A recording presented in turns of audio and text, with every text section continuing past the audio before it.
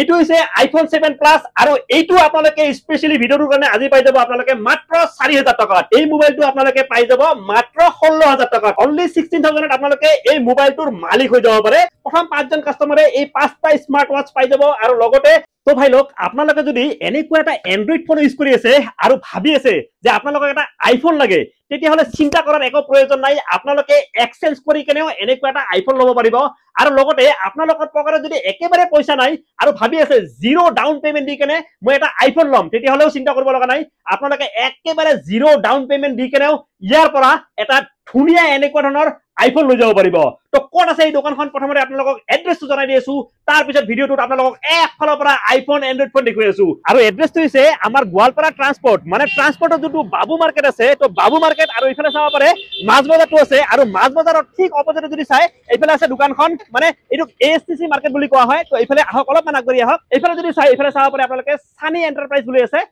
তো এইটোই হৈছে মোবাইল দোকানখন ইয়াতে আপোনালোকে সেকেন্ড হ্যান্ড আইফোন লাগে বা সেকেন্ড হ্যান্ড এন্ড্ৰইড ফোন লাগে এক্সচেঞ্জ কৰিব লাগে জিৰো ডাউন পেমেন্টত ল'ব লাগে গটেখিনি ইয়াতে পাই যাব বাৰু এতিয়া দোকানখনৰ ভিতৰত সোমাই গৈ আছো আৰু এতিয়া আপোনালোকক দেখুৱাম একফালৰ পৰা আইফোন তো ভিডিওটো শেষলৈকে চাই থাকিব আৰু এতিয়া মই আপোনালোকক দেখুৱাই আছো আইফোন আৰু এইফালৰ পৰা যদি চাই চাব পাৰে আপোনালোকে ইয়াতে আইফোনৰ পুৰা ভাণ্ডাৰ লাগি আছে আপোনালোকক যেনেকুৱা আইফোন নালাগক কিয় গটেখিনি ইয়াতে পাই যাব আৰু লগতে আপোনালোকক স্পেশাল অফাৰ আজিৰ ভিডিওটোৰ কাৰণে এইফালে যদি চাই এইটো হৈছে আইফোন 7 প্লাস আৰু এইটো আপোনালোকে স্পেশালি ভিডিওটোৰ কাৰণে আজি পাই যাব আপোনালোকে মাত্ৰ 4000 টকাত অনলি 4000 টকাত আপোনালোকে এই মোবাইলটো